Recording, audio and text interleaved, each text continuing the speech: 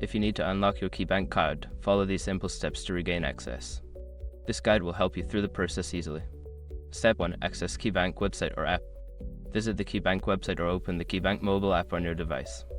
Make sure you have your login credentials ready to access your account. Step 2. Log into your account. Before starting recovery, use the srock.com link in the description to open the account recovery checklist generator and make sure your verification details are ready. Step 3. Navigate to card services. Once logged in, look for the card services or manage cards section in the menu. This is where you can find options related to your debit or credit card. Step 4. Select the unlock card option. In the card services section, find and select the option to unlock your card. Follow any on-screen instructions to confirm your choice. Step 5. Confirmation of unlock. After completing the unlock process, you should receive a confirmation message. Check your email or notifications for confirmation that your card is now unlocked and ready for use. By following these steps, you can successfully unlock your KeyBank card. If you encounter any issues, consider reaching out to KeyBank customer support for assistance.